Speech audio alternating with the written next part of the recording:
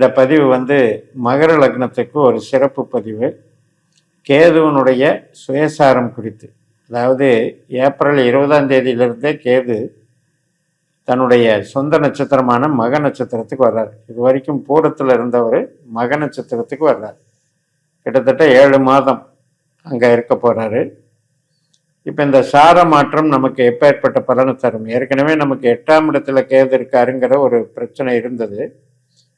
But சுக்கரனுடைய நட்சத்திரத்தில் இருக்கும் பொழுது அது வந்து தொழில் சார்ந்த விஷயங்களுக்கும் கொஞ்சம் ஆதாயமாக இருந்தது. ஏன்னா நமக்கு சுக்கிரன் வந்து தொழில் கிரகம். அது மட்டும் இல்லை, கொஞ்சம் வந்து நமக்கு வேலை வாய்ப்புகள் இது சம்மந்தப்பட்டதில் இயங்க வச்சார். ரொம்பவுமே ப்ராப்ளம் இல்லாமல் இயங்க வச்சார்.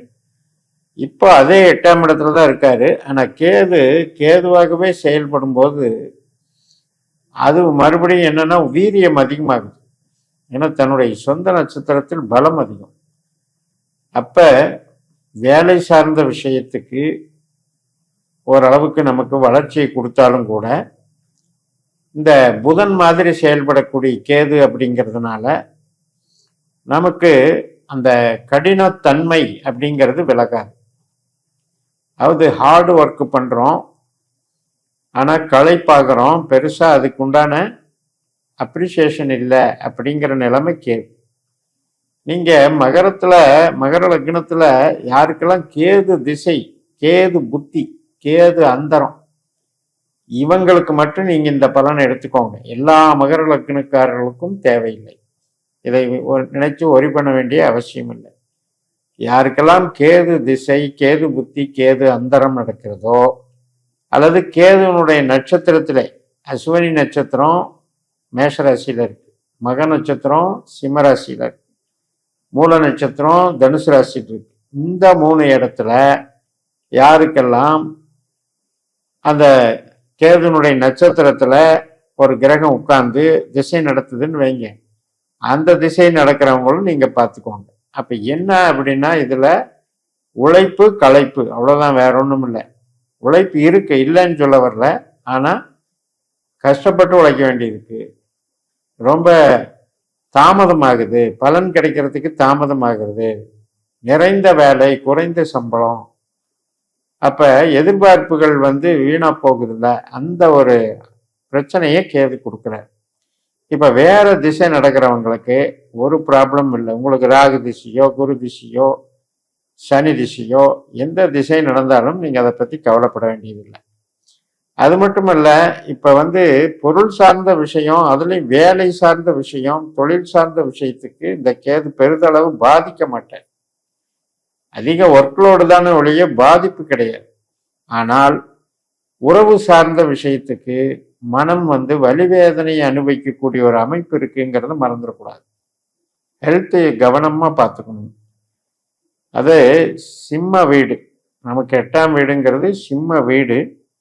ஹார்ட் சம்மந்தப்பட்டது, இருதய வாழ்வுகள் சம்மந்தப்பட்டது, வயிறில் வந்து குடல் சம்மந்தப்பட்டது, அல்சர் சம்மந்தப்பட்டது, கெமிக்கல் ரியாக்ஷன்ஸு, இது சம்மந்தப்பட்டதெல்லாம் கொஞ்சம் பார்த்துக்கணும். ப்ரெஷரையும் பார்த்துக்கணும். ஏன்னா நமக்கு நோய் கிரகம் அப்படிங்கிறது 6ஆம் அதிபதியும் புதன் தான்.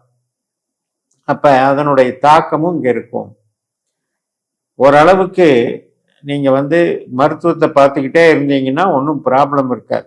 8ஆம் இடம் அப்படிங்கிறது என்னன்னா மருத்துவம் நோய் அப்படிங்கிறத கவனிக்காமல் விட்டாச்சு அப்படின்னா அது நோய் பெருசாகிறதுன்னு சொல்கிறோம் இல்லையா, அது மாதிரி ஒரு ப்ராப்ளத்தை உண்டு பண்ணுறது, ஒரு ஆப்ரேஷன் வரைக்கும் போகிறது, இந்த மாதிரி டெவலப் பண்ணுறது நோயே 8ஆம் இடம். அதே நீங்கள் வந்து சிகிச்சை எடுத்துக்கிட்டே இருக்கேன், அதுக்கு உண்டான செலவுகள் பண்ணிகிட்டே இருக்கேன், மருத்துவம் பார்த்துக்கிட்டே இருக்கேன்னா அது அப்படியே அது வந்து பெருசாக பாதிச்சிடாது.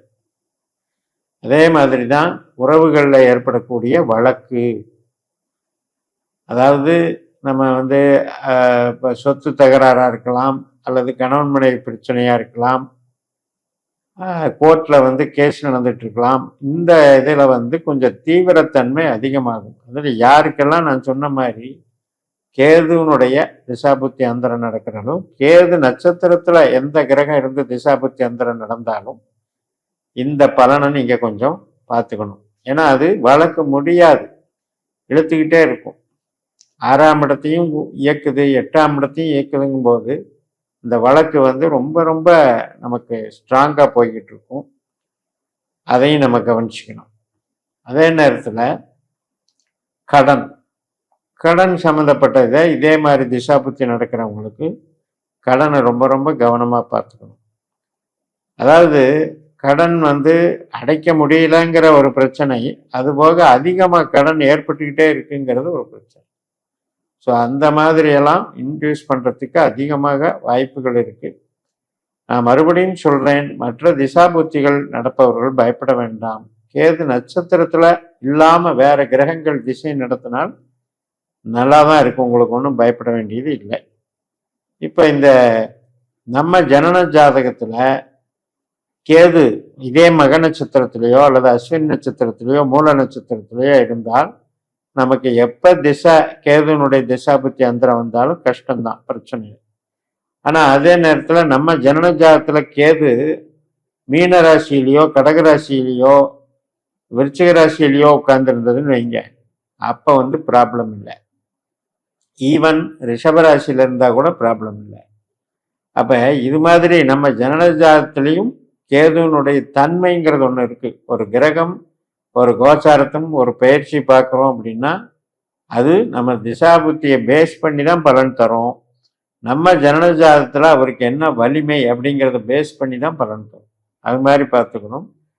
இப்போ உதாரணத்துக்கு உங்கள் ஜனன ஜாதகத்தில் மகர லக்னத்துக்கு 4ஆம் இடத்துல அல்லது 8ஆம் இடத்துல அல்லது 12ஆம் இடத்துல, அதாவது மேஷம் சிம்மம் தனுசு இந்த 3 ராசியில் ஏதாவது ஒரு கிரகம், இப்போ சூரியன் எடுத்துக்கலாம், கேதுனுடைய நட்சத்திரத்தில் அஸ்வினி மக மூலத்தில் இருந்தது அப்படின்னா தந்தை சம்மந்தப்பட்டது, அரசாங்க வேலைகள் சம்மந்தப்பட்டது, அது நமக்கு கொஞ்சம் தடைகளை ஏற்படுத்தும் அப்படின்னு புரிஞ்சுக்கணும். அதாவது தலைமை பொறுப்பு, ஆனால் வந்து பெருசாக சாதிக்க முடியலையே அப்படின்ற ஒரு தடைகளை கொடுக்கும். அதே நமக்கு சுக்கிரன் இருந்தார் அப்படின்னா வீடு சம்மந்தப்பட்டது, ஒரு ஆடம்பரமான பொருள்கள் சம்மந்தப்பட்டது, அலங்காரமான பொருள்கள் சம்மந்தப்பட்டது, கணவன் மனைவி உறவில், அதுலேயும் கணவன் ஆண் ஜாதகங்களுக்கு மனைவி சம்மந்தப்பட்டதில் கொஞ்சம் அதிருப்தி மனப்பான்மைகளை கொடுத்துக்கிட்டு இருக்கும். அதே நம்ம ஜனன ஜாதகத்தில் அதே கேதுனுடைய நட்சத்திரத்தில் செவ்வாய் கிரகம் இருந்தது அப்படின்னா மெயினாக சண்டை சச்சரவுகள், உறவினர்கள் வழிகளை, இது இப்போ பெண்களாக இருந்தால் அதில் வந்து திருமண ரீதியாக குடும்ப தோஷம், அதாவது குடும்ப பகை இதெல்லாம் ஏற்படுத்துறது, ஹெல்த் இஷ்யூஸ் பண்ணுறதெல்லாம் பார்த்துக்கணும். சகோதர வழியில் நெகட்டிவ். அதே புதன் இருந்தது அப்படின்னா நம்ம கணிதங்கள் சம்மந்தப்பட்டது, கம்யூனிகேஷன் சம்மந்தப்பட்டது, வியாபாரம் சம்மந்தப்பட்டது, இதில் எல்லாம் வந்து நமக்கு தாமதம் தடைகளை ஏற்படுத்தும்னு எடுத்துக்கணும். இப்போ சனி கிரகம் இருந்தது அப்படின்னா நமக்கு சோம்பேறித்தனத்தையும் மந்தத்தனத்தையும் உற்பத்தி சார்ந்த தொழில்களில் வந்து அவ்வளவு வந்து டெவலப் பண்ணாத நிலைமையும் இருக்க இருக்க இருக்க நமக்கு விரக்தி மனப்பான்மையும் அதிகமாகிற மாதிரி இருக்கும். இப்படி நம்ம கிரகங்களை வரிசைப்படுத்தி நம்ம ஜனஜாதத்திலையும் கேது ரீதியாக பலன் தர்றாரும். இந்த பதிவில் நம்ம தெரிஞ்சுக்கிட்டது என்ன அப்படின்னா, யாருக்கெல்லாம் கேது நட்சத்திரத்தில் கிரகம் இருந்து திசை நடத்துதோ அல்லது கேது திசையே புத்தியோ அந்தரமோ நடந்தாலும் இந்த 7 மாதங்கள் கொஞ்சம் கவனமாக இருங்கன்னு சொல்றதுக்காகத்தான் இந்த பதிவு என்று சொல்லி நிறைவு செய்கிறேன். இந்த சேனலை சப்ஸ்கிரைப் பண்ணி ஷேர் பண்ணுங்கள். உங்கள் தனிப்பட்ட ஜாதக பலாபலன்களை என்னுடைய வாட்ஸ்அப் நம்பரில் தொடர்பு கொண்டு பலன் பெறுங்கள். உங்களிடமிருந்து விடை பெறுகிறேன். உங்கள் JMS. நன்றி, வணக்கம்.